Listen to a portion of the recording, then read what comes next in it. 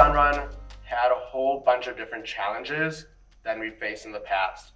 The biggest one is that this race was 50% longer than the World Solar Challenge. It was 3,000 miles long, and you're going through a wide range of different environments, such as the Appalachian Mountains and the deserts of the Southwest.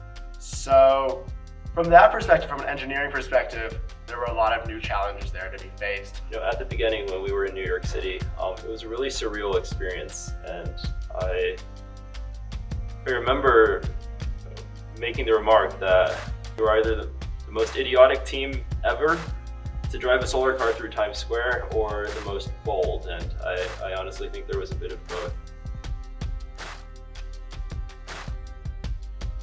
On race, obviously, it's tricky to be functioning in the race mentality of, every second counts.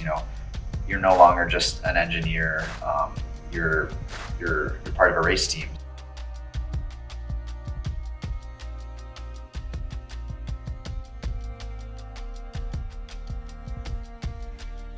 Something that really stood out to me, at least, was the fact that we went across the United States on pretty much 4 square meters of solar panel alone.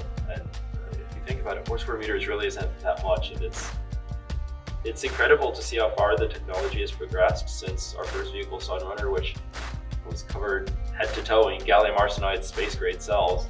And it's just incredible to see what we could do with the technology we have available today. With the team not racing or not being on the road since 2019, it was definitely difficult for us to have that kind of knowledge that I think was passed down a little bit more easily in the past. So even despite all that, I think it was very exciting to see Abram actually drive. We had raced in the US before, but this was like a whole different challenge. And it was fun to figure this stuff out by ourselves. You learn so much about how far you can be pushed and how you react in different scenarios. I think the thing I'm most proud of is the fact that we were such an inexperienced team, almost entirely freshmen. There were only a handful of sophomores on the team.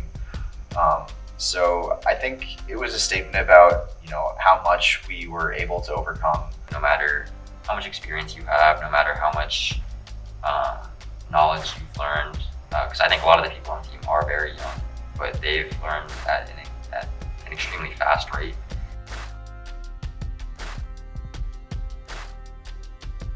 So you're learning all of these things, how to deal with all these different problems and deal with other people who are also having their own problems over the course of not just the 10 days we were racing, but the 3.5 months we were all together for race crew. It actually stuck out to me really vividly. We had just crossed the California border, and it was, I think, like 108 degrees that day. So it was like really hot, it was sweaty, it was uncomfortable. And we were driving through the desert, and then we rounded a bend, and all of a sudden I could see the mountains in the distance. And it was a little bit hazy, but the sun was getting close to setting, and it was just like by far the most beautiful sight I'd seen on the entire race. And just really stood out to me. It's like, wow. We're driving a solar car through the middle of the desert, and now we're about to cross into California. And we did it. We were able to complete the Michigan Sun Run. We were able to cross the United States, travel 3,000 miles through some of the harshest environments in the country. And it showed that our team is really capable of anything, and that this university and its students are capable of anything we put our minds to.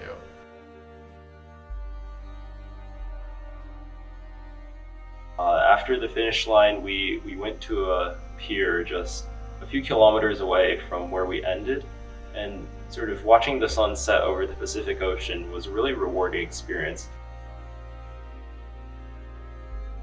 One word I would use to describe the Sun Run and the journey it took us all on would be awe-inspiring. Challenging, intensity. Exciting.